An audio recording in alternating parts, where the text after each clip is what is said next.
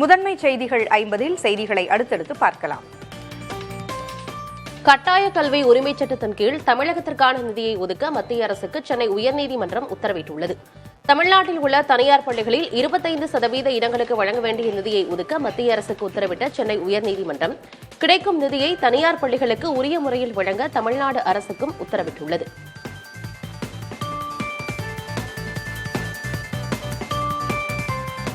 வெளிநாடு சென்ற நாடாளுமன்ற உறுப்பினர் குழு பிரதமர் நரேந்திர மோடியை டெல்லியில் உள்ள அவரது இல்லத்தில் சந்தித்து ஆலோசனை நடத்தியது. எல்லை தாண்டிய பயங்கரவாதத்தின் எதிர்ப்பு நடவடிக்கைகள், பல்வேறு நாடுகள் தெரிவித்த ஆதரவுகள் குறித்து இதில் விவாதிக்கப்பட்டது. பயங்கரவாதத்திற்கு எதிரான இந்தியாவின் கொள்கையை விளக்கும் நோக்கில் எம்பிக்கள் குழு 33 நாடுகளுக்கு சென்றது. கீழடி குறித்த அமர்நாத்தின் அகழாய்வு முடிவுகள் இன்னும் அறிவியல் பூர்வமாக, தொழில்நுட்ப ரீதியாக, ஆதாரப்பூர்வமாக நிரூபிக்கப்பட வேண்டியுள்ளதாக மத்திய அமைச்சர் கஜேந்திர சிங் ஷெகாவத் தெரிவித்துள்ளார். சென்னையில் செய்தியாளர்களிடம் பேசிய அவர், பொறுப்பில் உள்ளவர்கள் இதை வைத்து பிராந்திய உணர்வுகளை தூண்டி பயன்படுத்திக் கொள்ள முயற்சிப்பது நன்றாக இல்லை என்று கூறினார். வரலாறும் அது கூறும் உண்மையும் மக்களுக்கானவை என்று அமைச்சர் தங்கம் தென்னரசு கூறியுள்ளார். முதலில் அவர்கள் கீழடியில் ஒன்றுமே இல்லை என்றார்கள். அடுத்து ஆய்வதிகாரியை இடமாற்றினார்கள். இனிமேல் நிதியே ஒதுக்க மாட்டோம் என்றார்கள். கடைசியாக சமர்ப்பித்த அறிக்கையை 2 ஆண்டுகள் கிடப்பில் போட்டார்கள். இப்போது வந்து ஆதாரம் போதவில்லை என்கிறார்கள் என்று தங்கம் தென்னரசு கூறியுள்ளார். வரும் 2026 தேர்தலில் திமுக தலைமையிலான கூட்டணியில் மார்க்சிஸ்ட் கம்யூனிஸ்ட் கட்சிக்கு கூடுதல் தொகுதிகள் ஒதுக்க வேண்டும் என்று வலியுறுத்தப்படும் என அக்கட்சியின் மாநில செயலாளர் சண்முகம் தெரிவித்துள்ளார். திமுக தலைமை விட்டுக் கொடுத்து கூடுதல் தொகுதிகளை ஒதுக்க வேண்டும் என்றும், கடந்த தேர்தல் போன்ற நிலையை இப்போதும் மேற்கொள்ள முடியாது என்றும் அவர் தெரிவித்தார். இந்தியாவிற்கே தலைமையாக தமிழ்நாடு திகழ்வதாக முதல்வர் மு.க.ஸ்டாலின் பெருமிதம் தெரிவித்தார். மேலும் இந்தியாவின் இயந்திரமாக தமிழ்நாடு விளங்குவதாக குறிப்பிட்ட அவர், தமிழ்நாட்டின் பொருளாதார முதுகெலும்பு பெண்கள்தான் என்றும் கூறினார். சென்னை தரமணியில் உலக வங்கியின் சார்பில் அமைக்கப்பட்ட நவீன உலகளாவிய வணிக மையத்தை முதல்வர் மு.க.ஸ்டாலின் திறந்து வைத்தார். பாமகவின் வழக்கறிஞர் சமூக நீதி பேரவையின் தலைவர் பதவியில் இருந்த வழக்கறிஞர் பாலுவை அக்கட்சியின் நிறுவனர் ராமதாஸ் நீக்கியுள்ளார். அப்பொறுப்பில் வழக்கறிஞர் VS கோபுவை அவர் நியமித்திருக்கிறார். அதேபோல திருவண்ணாமலை மேற்கு மாவட்ட செயலாளராக பவுன்குமாரையும், தலைவராக சுமனையும் ராமதாஸ் நியமித்தார். பாமக உட்கட்சி பிரச்சினைக்கு மத்தியில் 10 மாவட்ட பொதுக்குழு கூட்டங்களை அன்புமணி கூட்ட உள்ளார்.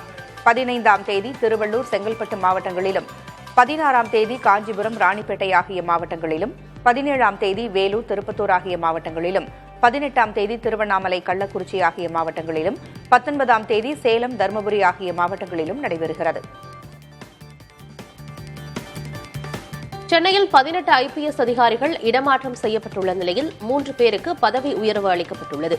சென்னை தெற்கு மண்டல இணை ஆணையராக இருந்த சிபி சக்கரவர்த்தி சென்னை தமிழ்நாடு செய்தித்தாள் மற்றும் காகித நிறுவனத்தின் விஜிலன்ஸ் அதிகாரியாக இடமாற்றப்பட்டுள்ளார். விழுப்புரம் சரக DIG திஷா மிட்டல் சென்னை மேற்கு மண்டல இணை ஆணையராகவும், சேலம் சரக DIG உமா விழுப்புரம் சரக DIG-ஆகவும் மாற்றப்பட்டுள்ளனர். வட தமிழகத்தில் பெரும்பாலான இடங்களிலும், தென் தமிழகத்தில் ஒரு சில இடங்களிலும், புதுவை மற்றும் காரைக்காலிலும் இன்று இடி, மின்னல் மற்றும் பலத்த காற்றோடு கூடிய மழை பெய்யக்கூடும் என்று வானிலை மையம் கூறியுள்ளது. மேலும் திருவண்ணாமலை, ராணிப்பேட்டை, வேலூர், திருப்பத்தூர், விழுப்புரம், செங்கல்பட்டு, காஞ்சிபுரம், கடலூர், அரியலூர், மயிலாடுதுறை ஆகிய 10 மாவட்டங்களில் ஓரிரு இடங்களில் கனமழை பெய்ய வாய்ப்புள்ளது. மைசூரு நகர்ப்புற வளர்ச்சித் திட்ட முறைகேடு வழக்கில் 100 கோடி ரூபாய் மதிப்புள்ள 92 சொத்துக்களை அமலாக்கத்துறை முடக்கியுள்ளது. இவற்றில் பல போலி பெயர்களில் வாங்கப்பட்ட சொத்துக்கள் என கூறப்படுகிறது. இதோடு இவ்வழக்கில் முடக்கப்பட்டுள்ள சொத்துக்களின் மதிப்பு 400 கோடி ரூபாயாக அதிகரித்துள்ளது. கர்நாடக முதல்வர் சித்தராமையா உள்ளிட்டோர் மீதான இவ்வழக்கை அமலாக்கத்துறை விசாரித்து வருகிறது. அமெரிக்காவில் இந்திய மாணவர் ஒருவர் கிரிமினல் குற்றவாளி போல நடத்தப்பட்ட நிகழ்வு சர்ச்சையை ஏற்படுத்தியுள்ளது. அமெரிக்காவில் சட்டவிரோதமாக குடியேறியவர்கள் மீது அந்நாட்டு அரசு நடவடிக்கை எடுத்து வருகிறது. இந்நிலையில் நியூஜெர்சியில் விமான நிலையத்தில் இந்திய இளைஞர் ஒருவர் கை கால்களில் விலங்கிடப்பட்டு மண்டியிட வைத்து 4 காவல்துறையினரால் மோசமாக நடத்தப்பட்ட வீடியோ வெளியாகியுள்ளது. அமெரிக்காவில் இந்திய மாணவர்கள் மோசமாக நடத்தப்பட்டதற்கு பிரதமர் மோடி மௌனம் காக்காமல் அதிபர் டிரம்பிடம் பேச வேண்டும் என காங்கிரஸ் தெரிவித்துள்ளது. அமெரிக்காவின் நேவார்க் விமான நிலையத்தில் இந்திய மாணவர் ஒருவரை கைவிலங்கிட்டு கட்டாயமாக வெளியேற்ற முயன்றது குறித்து பேசிய காங்கிரஸ் பொதுச் செயலாளர் ஜெய்ராம் ரமேஷ், மாணவர்கள் மீண்டும் மீண்டும் தவறாக நடத்தப்படுவதாக கூறினார். மணிப்பூரில் மீண்டும் கலவரம் மற்றும் வன்முறை ஏற்பட்டிருப்பதால் அத்தியாவசிய பொருட்களின் விலை பன்மடங்கு உயர்ந்துள்ளது. மெய்தி மற்றும் குக்கி இனக்குழுவினரிடையே நீடிக்கும் மோதல் காரணமாக அங்கு போக்குவரத்து தடைபட்டுள்ளது. இதனால் அத்தியாவசிய பொருட்கள், காய்கறிகள், உணவுப் பொருட்களுக்கு தட்டுப்பாடு ஏற்பட்டிருப்பதால் அவற்றின் விலை கடுமையாக உயர்ந்துள்ளது. நாடு முழுவதும் கொரோனா பாதிப்பு அதிகரித்து வருவது கவலையை ஏற்படுத்தியிருக்கிறது. நாட்டில் புதிதாக 324 பேருக்கு கொரோனா தொற்று உறுதி செய்யப்பட்டுள்ளது. இதன் மூலம் நாட்டில் கொரோனா பாதித்தவர்களின் எண்ணிக்கை 6815 உயர்ந்துள்ளது. டெல்லி, ஜார்க்கண்ட், கேரளத்தில் தலா ஒருவர் தொற்றுக்கு உயிரிழந்திருப்பதாக மத்திய சுகாதாரத்துறை அமைச்சகம் தெரிவித்துள்ளது.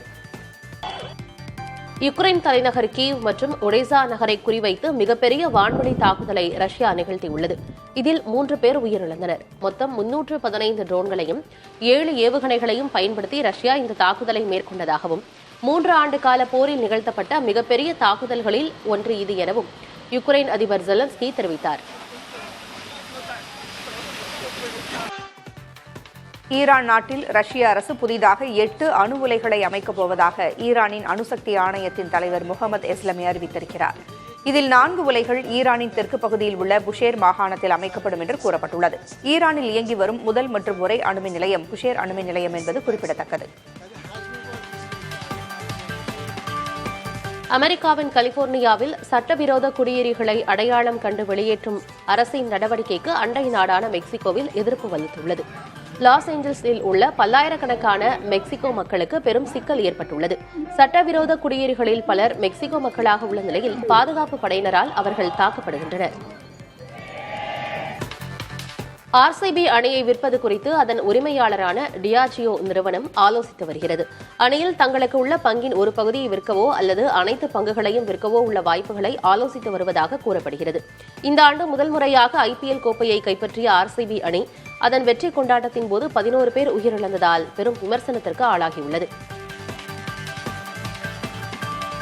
இந்திய கிரிக்கெட் அணியின் ஒருநாள் கேப்டன் பொறுப்பிலிருந்து ரோஹித் சர்மா நீக்கப்படலாம் என்ற தகவல் வெளியாகியுள்ளது. அவரது ஃபார்ம் மற்றும் உடல்நிலையை கருத்தில் கொண்டும் 3 வடிவங்களுக்கும் வெவ்வேறு கேப்டன்களை வைத்துக் கொள்ளாமல் இருக்கவும் இந்த முடிவு என்று தெரிகிறது. T20க்கு சூரியகுமார், டெஸ்ட் மற்றும் ஒருநாள் அணியை கில்லிடம் ஒப்படைக்க பிசிசிஐ திட்டமிட்டுள்ளது. ராமேஸ்வரம் கோவிலில் உள்ளூர் மக்கள் எளிதில் சாமி தரிசனம் செய்ய முடியாத வகையில் மாற்றங்கள் கொண்டுவரப்பட்டதற்கு எதிர்க்கட்சித் தலைவர் எடப்பாடி பழனிசாமி கண்டனம் தெரிவித்துள்ளார். எக்ஸ் பக்கத்தில் பதிவிட்டுள்ள அவர், உள்ளூர் மக்கள் சாமி தரிசனம் செய்ய 200 ரூபாய் கட்டணம் நிர்ணயம் செய்யப்பட்டிருக்கிறது.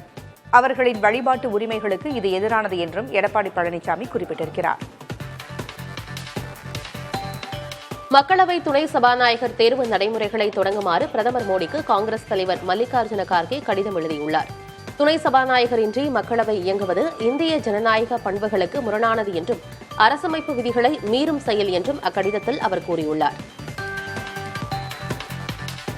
காசா மக்களுக்கு நிவாரணப் பொருட்களை கொண்டு வந்த சமூக ஆர்வலர் கிரேட்டா தன்பர்க் இஸ்ரேலிலிருந்து திருப்பி அனுப்பப்பட்டிருக்கிறார். தன்பர்க் பிரான்ஸ் நாட்டிற்கு செல்ல விமானத்தில் ஏறும் படத்தை இஸ்ரேலிய வெளியுறவுத்துறை தன் எக்ஸ் சமூகதள பக்கத்தில் வெளியிட்டுள்ளது. தன்பர்க்கின் செயல் விளம்பர நடவடிக்கை என்று கூறி இஸ்ரேல் அரசு விமர்சித்துள்ளது. கேரள கடற்கரையில் சிங்கப்பூர் நாட்டுக்கொடி பொருத்திய சரக்கு கப்பலில் தொடர்ந்து எரிந்து வரும் தீயை அணைக்கும் பணி 2வது நாளாக நடைபெற்றது. கப்பலில் பயணித்த 22 மாலுமிகளில் 18 பேர் பாதுகாப்பாக மீட்கப்பட்டதாகவும் மீதமுள்ள 4 பேரை மீட்கும் பணிகளில் இந்திய கடற்படை மற்றும் கடலோர காவல்படையினர் ஈடுபட்டு வருவதாகவும் பாதுகாப்புத்துறை தெரிவித்துள்ளது. விண்வெளித்துறையின் அதீத வளர்ச்சி ஓசோன் படலத்தை பாதிக்கும் என்று நியூசிலாந்தைச் சேர்ந்த கேண்டர்பரி பல்கலைக்கழக விஞ்ஞானிகள் தெரிவித்துள்ளனர். 2019இல் 102 ராக்கெட்டுகள் விண்ணில் ஏவப்பட்டன. 2024இல் இந்த எண்ணிக்கை 258ஆக உயர்ந்துள்ளது. வரும் ஆண்டுகளில் இந்த எண்ணிக்கை பல மடங்கு உயரும் என்று எதிர்பார்க்கப்படுகிறது. பயங்கரவாதத்தை இருநாட்டு பிரச்சனையாக மட்டும் பார்க்காமல் சர்வதேச அளவிலான பிரச்சனையாக கருதப்பட வேண்டும் என மத்திய வெளியுறவுத்துறை அமைச்சர் ஜெய்சங்கர் கூறியுள்ளார். பெல்ஜியம் நாட்டில் பேசிய அவர், ஐரோப்பாவில் கடந்த 20-30 ஆண்டுகளில் நடைபெற்ற பயங்கரவாத சம்பவங்களின் வரலாற்றை பார்த்தால் அவற்றுக்கு நேரடியாக பாகிஸ்தானுடன் தொடர்பு இருக்கும் என்றார். இந்தியாவில் வறுமை நிலை குறித்து மத்திய அரசுக்கு சங்கடமளிக்கும் தரவுகள் மூடி மறைக்கப்படுவதாக காங்கிரஸ் விமர்சித்துள்ளது. வறுமை கோட்டின் அளவை $3 அமெரிக்க என்று உலக வங்கி உயர்த்திய பிறகும் தீவிர வறுமை 5.3 விழுக்காடாக குறைந்திருப்பதாக தெரிவித்தது. ஆனால் ஒரு நாளைக்கு 260 ரூபாய் செலவழிப்பது கண்ணியமான வாழ்க்கையை வாழ்வதற்கு போதுமானதல்ல என்று காங்கிரஸ் கூறியுள்ளது. கோவையில் விமான பயணிகள் போக்குவரத்தில் நல்ல வளர்ச்சி இருந்த போதிலும் இண்டிகோ 3 உள்நாட்டு விமானங்களையும் ஒரு சர்வதேச விமானத்தையும் ரத்து செய்துள்ளன. கோவையிலிருந்து சென்னைக்கு செல்லும் ஒரே விமானத்தையும் ஏர் இண்டியா ரத்து செய்துள்ளது.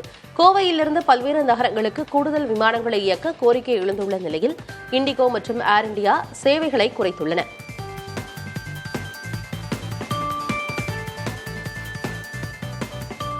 சென்னை அண்ணா நகர் மற்றும் கே நகர் பகுதிகளில் உணவு டெலிவரி செய்யும் ஊழியர்களுக்காக சென்னை மாநகராட்சி சார்பில் ஏசி ஓய்வறை அமைக்கப்பட்டுள்ளது. சோதனை அடிப்படையில் இந்த ஓய்வறைகள் விரைவில் பயன்பாட்டிற்காக திறக்கப்பட உள்ளன. அதனைத் தொடர்ந்து நுங்கம்பாக்கம், ராயப்பேட்டை, மயிலாப்பூர், தியாகராய நகர் உள்ளிட்ட பகுதிகளிலும் இந்த ஏசி ஓய்வறைகளை அமைக்க மாநகராட்சி திட்டமிட்டுள்ளது. கோவை சிங்காநல்லூர் அருகே நீலிகோணாம்பாளையத்தில் உள்ள வீட்டின் 2வது தளத்தில் பயங்கர தீ விபத்து ஏற்பட்டது. அப்போது கேஸ் சிலிண்டர் வெடித்து சிதறியதால் பரபரப்பு ஏற்பட்டது. தகவல் அறிந்து விரைந்த தீயணைப்புத் துறையினர் விரைந்து செயல்பட்டு தீயை கட்டுக்குள் கொண்டு வந்தனர். நல்வாய்ப்பாக விபத்தின் போது வீட்டில் யாரும் இல்லாததால் உயிர் சேதம் தவிர்க்கப்பட்டது. இந்தியாவில் இன்னும் 2 ஆண்டுகளில் அமெரிக்காவுக்கு இணையான சாலை வசதிகள் தரம் உயர்த்தப்படும் என மத்திய நெடுஞ்சாலைத்துறை அமைச்சர் நிதின் கட்கரி தெரிவித்தார். தற்போது பார்ப்பது ரீல்ஸ் மட்டுமே, இனிதான் மெயின் பிக்சரை பார்ப்பீர்கள் என தெரிவித்தார். அமெரிக்காவை விட இந்தியாவில் சிறந்த உள்கட்டமைப்பு இருப்பதாக சில அமெரிக்கர்களே தன்னிடம் சொன்னதாகவும் நிதின் கட்கரி கூறினார். ஒடிஷா மாநிலம் புரியில் புகழ்பெற்ற ஜெகநாதர் கோவில் ரத யாத்திரை வரும் 27ஆம் தேதி நடைபெறும் நிலையில் அதற்கான ஏற்பாடுகள் முழுவீச்சில் நடைபெற்று வருகின்றன. பல லட்சக்கணக்கானோர் கலந்து கொள்ளும் இந்த நிகழ்ச்சியில் விரிவான பாதுகாப்பு ஏற்பாடுகள் மேற்கொள்ளப்பட உள்ளன. இம்முறை செயற்கை நுண்ணறிவு தொழில்நுட்பம் கொண்ட கேமராக்களை கொண்டு பாதுகாப்பு அளிக்க திட்டமிடப்பட்டுள்ளது. 10 ஆண்டுகளில் இரட்டிப்பாகிய உலகின் ஒரே பொருளாதாரம் இந்தியா என்று உத்தரப்பிரதேச முதல்வர் யோகி ஆதித்யநாத் தெரிவித்தார். இது தொடர்பாக பேசிய அவர் 2014க்கு முன்பு நாம் பலவீனமான மற்றும் நிலையற்ற பொருளாதாரமாக இருந்ததாக கூறினார். பிரதமர் மோடியின் 11 ஆண்டுகால ஆட்சியில் இந்தியாவின் தனிநபர் வருமானமும் இரட்டிப்பாகியுள்ளதாக யோகி ஆதித்யநாத் தெரிவித்தார். நடப்பு நிதியாண்டில் இருசக்கர வாகன விற்பனை 9% வளர்ச்சியடையும் என்று கேரேஜ் ரேட்டிங்ஸ் நிறுவனம் மதிப்பிட்டுள்ளது. ரிசர்வ் வங்கியின் ரெப்போ விகிதத்தை குறைத்திருப்பது, மக்களிடையே வாகன தேவை அதிகரித்திருப்பது வாகன விற்பனை உயர்வுக்கு முக்கிய காரணமாக இருக்கும் என்று அந்நிறுவனம் தெரிவித்துள்ளது. அருங்காட்சியகத்தில் பத்திரமாக வைக்கப்பட்டிருந்த உண்மையான அனபெல்லா பொம்மை காணாமல் போனதாக செய்திகள் பரவிய நிலையில் அது உண்மையில்லை என்று அமெரிக்காவின் லூசியானா அருங்காட்சியகம் கூறியுள்ளது. தனது உரிமையாளருக்கு மிக கோரமான மரணத்தை கொடுத்ததாக கருதப்படும் அனபெல்லா பொம்மையை அடிப்படையாக வைத்து பல பேய் படங்கள் எடுக்கப்பட்டுள்ளன.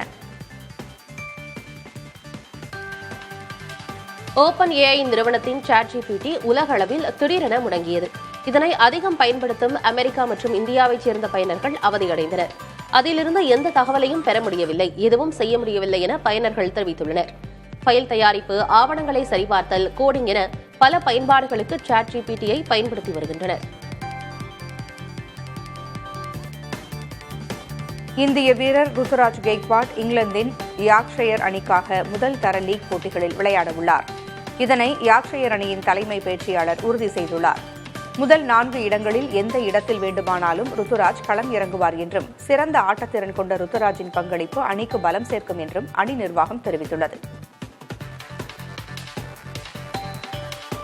உலக டெஸ்ட் சாம்பியன்ஷிப் இறுதிப் போட்டிக்கான பிளேயிங் 11-ஐ தென்னாப்பிரிக்கா கிரிக்கெட் வாரியம் அறிவித்துள்ளது. டெம்பா பவுமா தலைமையிலான அணியில் Aiden Markram, Ryan Rickelton, Wiaan Mulder, கிறிஸ்டன், David Bedingham, Kyle Verreynne, Marco Jansen, Keshav Maharaj, Rabada, Lungi இங்கிரி ஆகியோர் இடம்பெற்றுள்ளனர். ஆஸ்திரேலியா மற்றும் தென்னாப்பிரிக்கா அணிகளுக்கு இடையேயான போட்டி லார்ட்ஸ் மைதானத்தில் இன்று நடைபெறுகிறது.